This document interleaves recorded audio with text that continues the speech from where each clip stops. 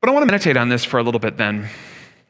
Because if so many people out there don't see Christianity as fundamentally about these actions, there must be something that we're missing.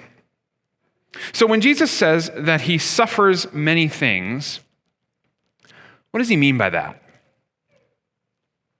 I think when we think about suffering, especially Jesus' suffering, we think primarily about those last 24 hours of his life or so. Basically, when he goes to the Garden of Gethsemane, he prays the drops of blood, he's abandoned by his friends, arrested on trial, eventually crucified. That like 24-hour time period is what we think of when we think of Jesus' suffering. But what many theologians will tell you is that Jesus' suffering did not start there. Jesus' suffering started the moment he became incarnate. The moment he was conceived in his mother's womb was the beginning of his suffering. Because at that moment, the infinite became finite. The uncontainable became contained.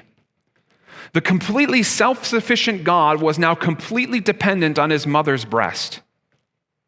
The source of life became killable. The one who sees all things could only focus on what two eyeballs could see. And it wasn't just that he was in a way restrained, but then he suffered. He suffered sickness. He suffered frustration. He suffered tiredness. He suffered all the many things that we feel. His suffering was really his whole life.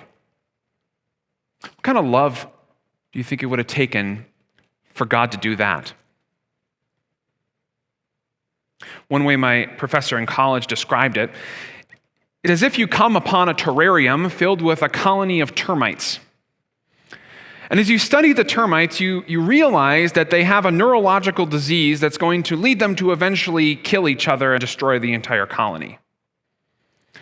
There is a solution, but the solution requires you to become a termite, get down in the terrarium, and communicate with the termites how they can be saved. And here's the catch. Once you become a termite, you can't go back. And those termites just destroyed your house by eating the framing. Is that not the same story as God coming in flesh to be with us? Us, such a lower level of being than God, who had not only destroyed his creation, but were systematically destroying one another. And yet Jesus says, I will become human. In fact, I will stay human in order to go into that world to communicate to them that they can be saved. What kind of love would it take for Christ to suffer that way?